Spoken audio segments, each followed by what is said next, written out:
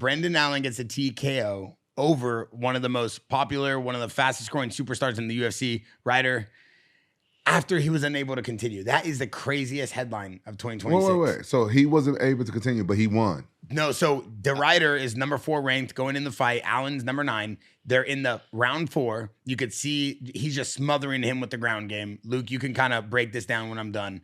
And then when they go back to their stool, first of all, you could see something's wrong with Ryder. He can't get up. This is like his 4th fight of the year, I think. He's been cutting weight like a madman. But you could just see how exhausted he is. His coaches come over, but that's when the ref comes over and tells him, hey, if you can't get to your stool, I got to call the fight. Right when he sits down, this is when the ref tells him, can you finish the fight? And you could hear it. And his coaches are asking him, are you okay? And the doctor comes over and the coach says, can you continue? And he says, I'm not good. You can see him shaking his head. And that's when his coach calls it and throws in the white towel. Robbie threw in the towel? Right here.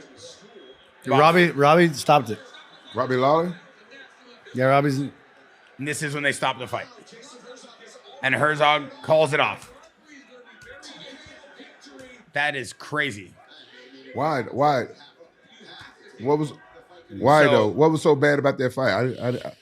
What do you think? I heard he had a really tough weight cut from Chino and the guys. So I mean that could definitely play a role in those later rounds. How you doing? But like, what it comes down to, man, wrestling. These guys got to learn how to wrestle. He was losing top position over and over again, and he was so committed to grappling. You're not going to win at the top level without being able to wrestle these days. I mean, that's why Khamzat is so good, because he's just so good at positional wrestling. You know, like you rely on jiu-jitsu, and jiu-jitsu doesn't always work, and then you get tired and you fall off. It's like position of wrestling wins fights. And this is not like the old school days where like jiu-jitsu was new and no one knew it, and the guys would win and get arm bars. Like everyone's so versed, and you're not going to get by without having to wrestle, like hard-nosed wrestling. That's how you maintain position. So Reiner to Ryder. He is a 35-year-old, 6'4", and he's a black belt in judo, black belt in jiu-jitsu, and he's from the Netherlands. And like Luke's talking about, He's a big guy. He's a big dude. He's a big guy. It's a lot of weight to cut. And you're fighting earlier in the day too. What weight class though? You're fighting in Canada, a place you're not used to. Like when I fought you well in Australia, this was middleweight. We fought in the middle. Like we fought in the middle of the day, and so you lose like a whole portion of your recovery time as well. You're not fighting at 12. That's an amazing point. You're not fighting at 12 o'clock at midnight. I was fighting at 12 o'clock in the afternoon, so I'm losing all this recovery time. And I was like, I just couldn't even like put it in my head like why I wasn't hitting hard, and I didn't really even think about like pulling out. I was tripping out because I was like, my power just wasn't there. My body wasn't recovered. Luke, how important was your recovery time after cutting weight and then going into the fight day? Because people don't realize there's a ceremonial weigh-in, but after you actually officially weigh in, then you could start putting on some food, right?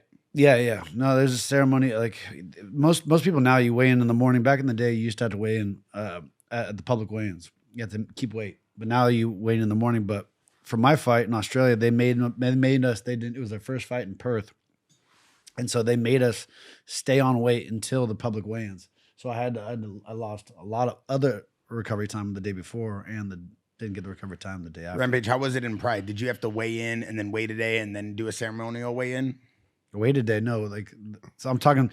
So nowadays we weigh in the morning, first thing at 9 a.m. Right? That's what we do. But then, and then you would go to the public weigh-in at 4 p.m. Mm-hmm. But back in the day, you would have to maintain weight until 4 p.m. So wait like half a day. Yeah. You would have to maintain that weight for like half a day. Yeah. So you would make weight in the morning, and then you'd have to go through medicals, all this transitioning, and like they would put you through multiple hours of carting you off and putting you at the weigh-ins.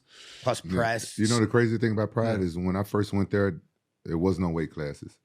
And so there's no drug testing. No drug testing with no weight class. No drug testing, no weight class. Wait. Pride. But you couldn't smoke weed because you they would put you in jail. Yeah. Or they'd fire you. You can do all the steroids you want. Yeah, those are the drugs they test you for. They piss test us all the time.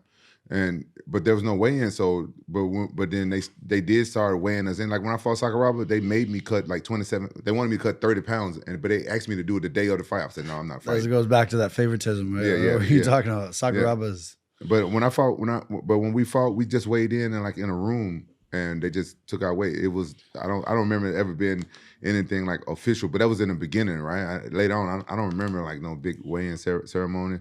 Like when I fought Kevin Randleman, he didn't want to cut weight, he didn't make weight, and they had to come talk to him like, hey, Kevin Randleman's not going to make weight. I'm like, fuck, how much he weigh? He was like 225. Like, you got like, no, I don't give a fuck, let's fight. He didn't even, like it was no big deal. Like you fought. Yeah.